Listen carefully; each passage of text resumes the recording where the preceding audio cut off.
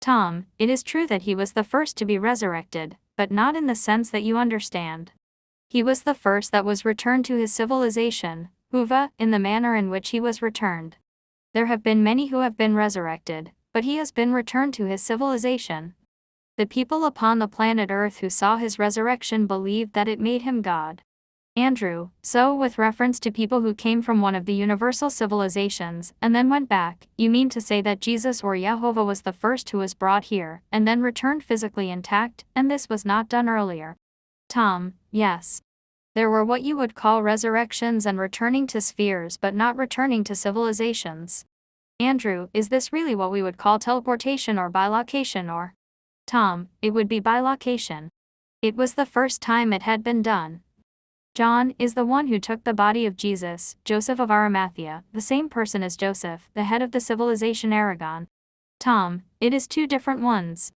Andrew, we're really wondering whether Joseph of Aragon was with the Nazarene on earth. Tom, he was with the hawk, Horus, in Egypt. He was the one that is called Imhotep. He was also a high priest in the time of the Nazarene called Annas. John, was Joseph of Arimathea also from Aragon by any chance? Tom, I will consult. Joseph of Aragon has said no, that Joseph of Arimathea was from Altea. It is only a similarity of names. Steve, we usually think of the Eastern methods of attaining enlightenment, the Hindu and Buddhist, as far more advanced than the Western methods. Is this so? Tom, to be removed from the world is not the best. All may reach the highest of heights within themselves, but how would they react if they must reach the heights when there are those that need their service and their help?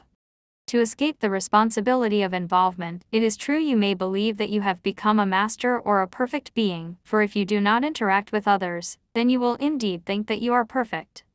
Steve, well, I'm thinking of the Eastern sacred books, the Upanishads and the Vedas, the Sutras and Tao. Are these given from other civilizations? Tom, it is so as with others, yes. But it has not been used always for betterment.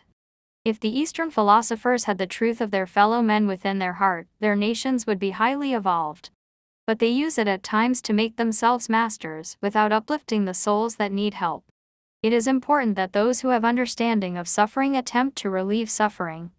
Steve, I would like to explain why I asked that question. It seems that all our communications are very much within the Western philosophical and religious tradition, and emanate from the same sources that Western civilization and religion emanate from, and this is one thing that I have to struggle with. Because I have grown up to think that the Eastern methods and religions are more enlightened. Tom, how many millions of their people are suffering? Do you understand what we say? That also is a trap. John, yes, I think we see the faults in our own culture, and we look across the fence and think that they have the answer. But, yes.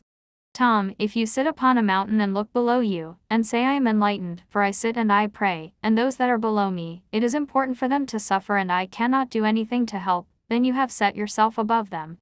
We will use your term of karma. It is not fully understood. In their thinking that suffering is their karma, they in truth have created suffering karma for themselves. To not be involved with your fellow men, to simply place a hand to help them, or a publication to ease their burden, they cannot be masters as they proclaim. To have mastered all the physical, the important thing is to master all of the physical with involvement, not detachment from those that suffer. Yes. Steve, well, just to repeat, do such books as I have mentioned in fact emanate from extraterrestrial sources, although they may not be fully developed and highly evolved? Tom, yes. But also remember that people use that which benefits them, and they make their interpretation in order to control others or to make themselves better than their fellow humans. Yes. John, so you're saying they have as many distortions as the Bible? Tom, as the word book? Yes. There is the most singular important thing that humankind has neglected, and we speak of nearly all humankind, and that is compassion. When there is compassion for all living things, including those that are closest to you, then the shift in consciousness of the planet begins and will be accelerating. You see, in the nature of humankind you may have compassion for a child that falls that is yours, but not see the pain of another child that falls. You may have compassion when you see the slaughter of villagers if you are in affinity with them, but not of the slaughter of those that slaughter. It's when here are those that you love, that do not agree with you when you have need of their agreement, that you lose compassion for them. It's when you may maintain that compassion, or gain it, or regenerate it, and feel the feeling that they feel without self-involved, then you come out of the ashes and begin the growth. The building then is strong, and secure, and not fragile, but it could be burned again.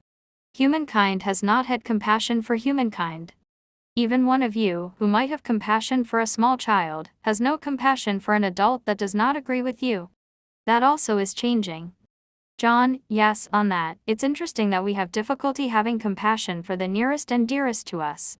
We have compassion for those a little further away with whom we agree, and then we lose compassion again when we go further still. It's this middle ground.